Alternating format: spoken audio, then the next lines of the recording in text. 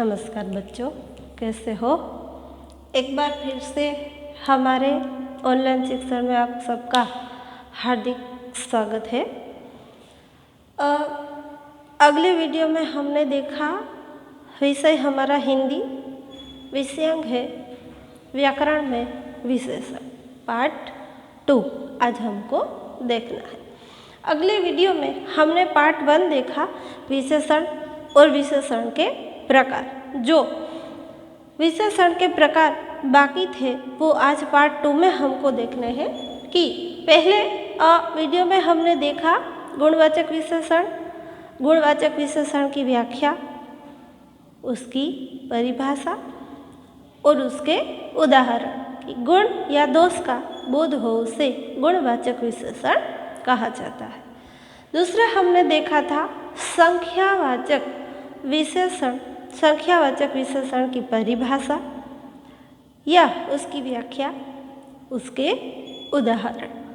संख्यावाचक विशेषण में हमने देखा था कि निश्चित संख्या का बोध हो, कोई भी संख्या का बोध हो, उसमें भी दो उसके पेटा प्रकार हमने देख लिए, निश्चित संख्यावाचक विशेषण और अनिश्चित संख्यावाचक विशेषण। आज हमें बात करनी है विशेषण के हमारे बाकी रह गए थे जो सार्वनामिक विशेषण। तो सार्वनामिक विशेषण किसे कहा जाता है? सार्वनामिक विशेषण क्या है? सार्वनामिक विशेषण की परिभाषा देखें। जो संज्ञा सर्वनाम संकेत द्वारा, जो शब्द सर्वनाम संकेत द्वारा संज्ञा या सर्वनाम की विशेषता बताता हो उसे सार्वनामिक विशेषण कहा जाता है। जो शब्द संकेत, जो शब्द जो सर्वनाम के संकेत द्वारा, संकेत यानी कि इशारा, मात्रा, सूचक, नाप, तोल, ऐसे सब संकेत आ सकते हैं। तो जो सर्वनाम संकेत द्वारा संज्ञा या सर्वनाम की विशेषता बताता हो उसे सार्वनामिक विशेषण कहा जाता है। अब ये सार्वनामिक विशेषण, तो ये सर्वनाम हमारा कौन कौन से है? सर्वनाम किसको कहते हैं? तो मैंने अगले वीडियो में भी कहा था कि सर्वनाम किसे कहा जाता है। तो सर्वनाम क्या है?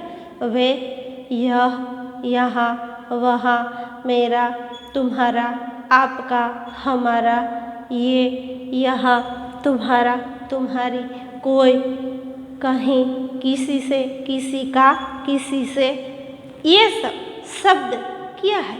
ये सब शब्द हमारे हाल के समाज में भी या तो घरों में भी कई बार बोले जाते हैं कि मेरा काम क्या है, तुम क्या करते हो। ठीक है, किसी ने ऐसा कहा, किसी ने कुछ कहा, तो ऐसे शब्द हमारे सामने बार बार आते हैं, लेकिन हमें पता नहीं है कि ये सर्वनाम है। तो ये सब शब्द क्या है? मेरा, यहाँ, वहाँ, तुम्हारा, मेरा, किसी का, किसी से, यहाँ, वहाँ, वे, तुम, ठीक है, जहाँ, रहा, वो सब सर्वनाम है। तो सर्वनाम शब्दों के द्वारा विशेषण कैसे पहचानी जाती है? तो उदाहरण मैंने लिया है सर्वनामिक विशेषण का। कि सर्वनामिक विशेषण क्या है? जो सर्वनाम संकेत द्वारा संज्ञा या सर्वनाम की विशेषता बताता हो उसे सार्वनामिक विशेषण कहा जाता है। उदाहरण है, किसकी पुस्तकें चोरी हुई थी? प्रश्न पूछा है किसी ने कि किसकी पुस्तकें चोरी हुई थी? तो मेरा, यहाँ, वहाँ, तुम्हारा, मेरा, किसी का, किसी से, तो क्या आया? तो के सर्वनाम। सर्वनाम किधर है इस वाक्य में? तो के किसी की। ये किसकी है? वो सर्वनाम है। तो किसकी पुस्तकें चोरी हुई थी? तो किसकी जो है वो सर्वनाम है। वे ईमानदार लड़का है, तो लड़का क्या है? संज्ञा है। वे क्या है? सर्वनाम है। वे लड़का ईमानदार है, संकेत द्वारा बताया जाता है, तो वे लड़का, वे सिर्फ ये आता है कि वो ईमानदार लड़का है। अगर आपको ऐसा नहीं कहा है कि सर्वनाम विशेषण बताइए, या तो सर्वनाम विशेषण का वाक्य दिया गया हो और आपको बताया गया हो कि सर्वनाम विशेषण में रेखांकित कीजिए वाक्य में, तो रेखांकित आपको किधर करना है, वे में करना है। क्यों? क्योंकि ये सर्वनामिक विशेषण है। अगर सर्वनामिक विशेषण, संख्यावाचक विशेषण, परिमाणवाचक विशेषण या गुणवाचक विशेषण किसी का भी नाम नहीं दिया गया है और ये शब्द आपके सामने, ये वाक्य आएगा कि वो लड़का ईमानदार है, तो फिर आप क्या बताएंगे? सर्वनामिक विशेषण भी आ गया उसमें और गुणवाचक विशेषण भी आ गया, तो गुण कहाँ आया इसमें? तो गुण है वो ईमानदार है। तो वो अब हम क्या कहेंगे कि गुणवाचक विशेषण हमको बताना है पहला वाला, या फिर सर्वनामिक। तो सर्वनाम भी उसमें साथ में है और गुण भी साथ में है। सर्वनाम किधर है? तो वो लड़का ईमानदार है, तो वो सर्वनाम है, ईमानदार उसका गुण है, तो गुणवाचक विशेषण भी आएगा और वो है वो सर्वनामिक भी आएगा। हाँ, लेकिन इसमें आपको वो और ईमानदार दोनों में रेखांकित करके फिर सामने बताना होगा कि गुणवाचक विशेषण या सर्वनामिक विशेषण। अगर आपको दोनों पता है तो ठीक है। फिर आप ये ईमानदार नहीं है, अगर आपको गुण नहीं दर्शाना है, ठीक आपको कहा है कि सर्वनामिक विशेषण बताइए, तो फिर तो आपको पता है कि यहाँ वहाँ वे वहाँ तुम्हारा वे सब क्या है, तो वो सर्वनाम है। तो वे ईमानदार लड़का है, तो वे में आप रेखांकित करके विशेषण का प्रकार बता दे सकते हो कि ये सार्वनामिक विशेषण है। ठीक है। तीसरा मैंने लिया है तुम्हारा घर कहाँ है, मेरा तुम्हारा यहाँ वहाँ। ठीक है, तो तुम्हारा इसमें कहाँ आया, तो कि सार्वनामिक विशेषण, तुम्हारा घर कहाँ है। उसके बाद हम बात करेंगे परिमाणवाचक विशेषण। परिमाणवाचक विशेषण किसको कहा जाता है? हमने देखे गुणवाचक विशेषण, संख्यावाचक विशेषण। संख्यावाचक विशेषण में निश्चित संख्यावाचक विशेषण और अनिश्चित संख्यावाचक विशेषण। अब हमने देखा सार्वनामिक विशेषण किसको कहा जाता है, किसको सार्वनामिक विशेषण से पहचाना जाता है। अब हमें बात करनी है परिमाणवाचक विशेषण की। परिमाणवाचक विशेषण और उसके दो प्रकार, निश्चित परिमाणवाचक और अनिश्चित परिमाणवाचक। तो सबसे पहले हम बात करेंगे परिमाणवाचक विशेषण की। परिमाणवाचक विशेषण किसको कहते हैं? तो कि जिन विशेषण शब्दों से संज्ञा या सर्वनाम की मात्रा, ये शब्द आपको याद रखना है। देखो, हर एक परिभाषा में संज्ञा या सर्वनाम, संज्ञा या सर्वनाम, संज्ञा या सर्वनाम हर परिभाषा में आया। गुणवाचक विशेषण में भी आया था संज्ञा या सर्वनाम। संख्यावाचक विशेषण निश्चित और अनिश्चित संख्यावाचक विशेषण में भी आया था। सार्वनामिक में भी संज्ञा या सर्वनाम की विशेषता बताता हो, ये भी आया।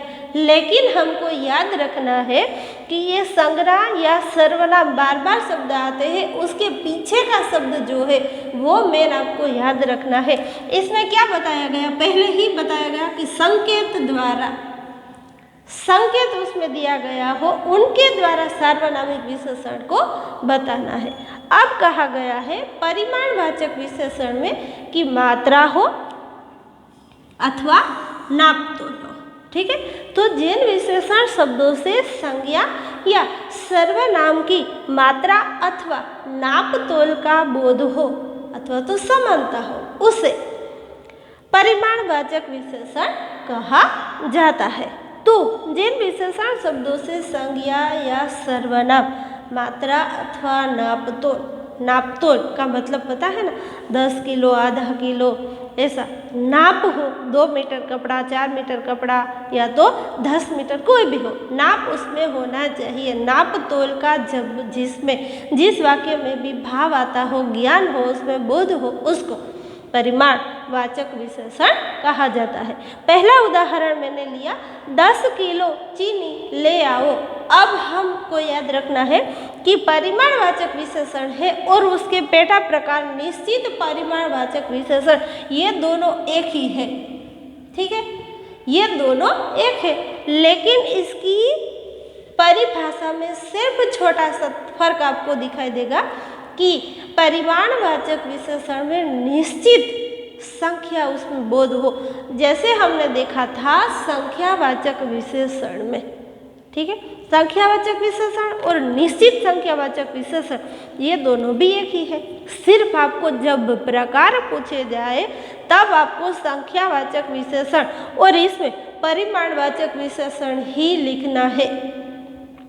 अगर आपको उससे अलग सी के रेखांकित करके उसका प्रकार बताइए तो फिर आप यहाँ 10 और परिमाणवाचक विशेषण कहेंगे या तो बता देंगे, फिर भी आपका सच हो जाएगा।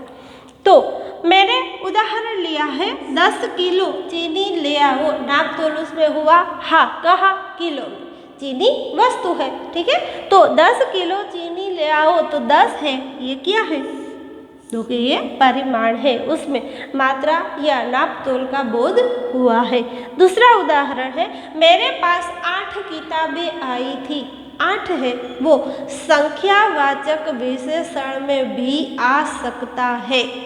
ठीक है, अगर आपके पास ये वाक्य आया तो आप तो ये भी कह सकते हैं कि ये वाक्य तो हम विशेषण संख्यावाचक विशेषण में भी ले सकते हो। हाँ, ले ही सकते हो। क्यों ले सकते हो? तो के वो संख्या उसमें दर्शाता है, लेकिन संख्या तो इसमें भी दर्शानी है, सर्वनामिक विशेषण में भी। लेकिन ये सर्वनामिक विशेषण और संख्यावाचक विशेषण में क्या फर्क है? तो के संख्यावाचक विशेषण में सिर्फ संख्या का बोध हो और सर्वनामक विशेषण में मात्रा अथवा नाप तोल का बोध दिया गया हो, तब उसे परिमाणवाचक विशेषण कहा जाता है। तो फिर मेरे पास 8 किताबें आई थी, अगर आपको ऐसा कहा जाए कि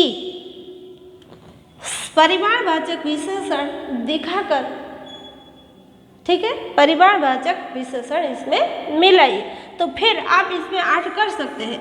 अथवा तो ये आपको वाक्य पूछा जाए कि मेरे पास 8 किताबें आई थी, वाक्य का प्रकार बताइए, विशेषण का प्रकार बताइए, तो फिर आप इसमें परिमाणवाचक विशेषण या तो संख्यावाचक विशेषण दोनों दर्शा सकते हैं। अगर आपको कोई भी दूसरा वाक्य नहीं साथ में दिया गया है तो, अथवा तो बताया गया है कि इन वाक्यों में से संख्यावाचक विशेषण बताइए या तो परिमाणवाचक विशेषण बताइए, तो फिर ये परिमाणवाचक विशेषण में भी आ जाएगा और संख्यावाचक विशेषण में भी आ जाएगा।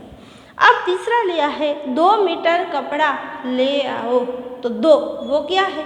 तो कि वो संख्या का बोध कराती है। कैसे? तो कि मात्रा के साथ है, नाप तोल है, इसमें तो मीटर जो है उसमें नाप हुआ, तो हाँ, तो ये 2 मीटर कपड़ा ले आओ।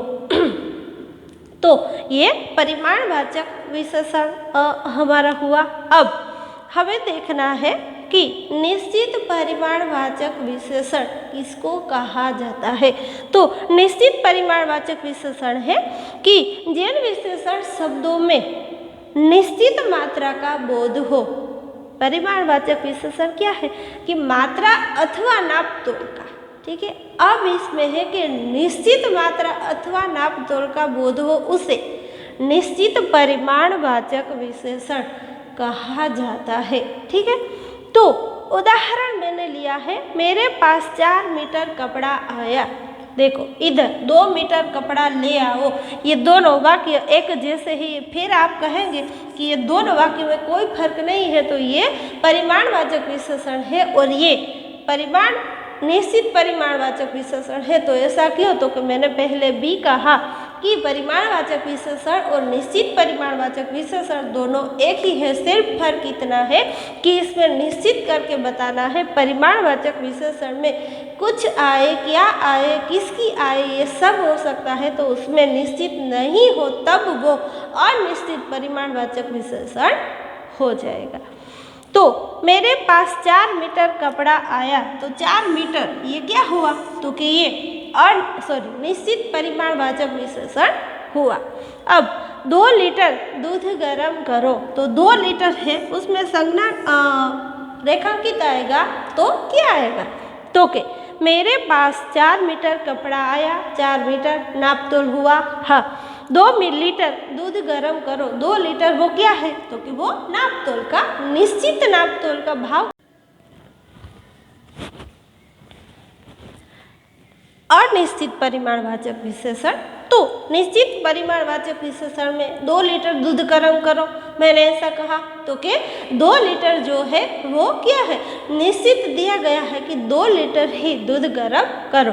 अब अनिश्चित परिमाणवाचक विशेषण, उसकी परिभाषा और उसके उदाहरण की।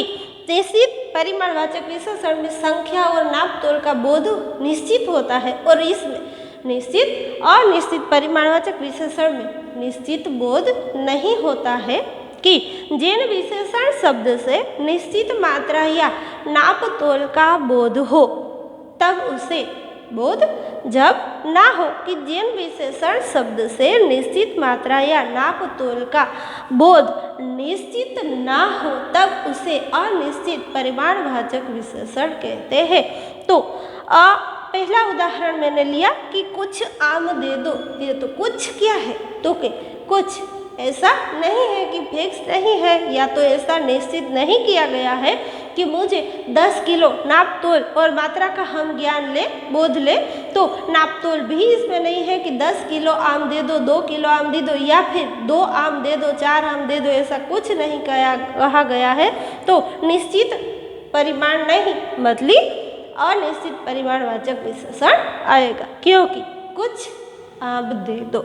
दूसरा लिया है, थोड़ी सी नमकीन वस्तु ले आओ, तो थोड़ी सी है वो क्या है, तो कि वो अनिश्चित है, या तो उसकी जगह में लिखूं कि 10 किलो नमकीन वस्तुएं ले आओ, तो 10 किलो मात्रा का नाप तो इसमें भी है, नापतोल को मात्रा और नापतोल तो इसमें भी है, लेकिन ये थोड़ी सी है, कुछ निश्चित नहीं कहा गया है, इसलिए इसको निश्चित नहीं बल्कि अनिश्चित परिमाणवाचक विशेषण कहा जाता है। जिन विशेषण में निश्चित संख्या नापतोल का बोध हो उसे निश्चित परिमाणवाचक विशेषण कहते हैं, और जिसमें ये सब या तो विशेषण शब्दों से मात्रा या नापतोल का बोध अनिश्चित हो उसे अनिश्चित परिमाणवाचक विशेषण कहते हैं। तो बच्चों, 2 वीडियो में हमारा विशेषण पूरा होता है, और विशेषण में हमने गुणवाचक विशेषण, संख्यावाचक विशेषण, सार्वनामिक विशेषण और परिमाणवाचक विशेषण और उसके 2 और पेटा प्रकार देखे, जो आपको अपनी नोटबुक में लिखकर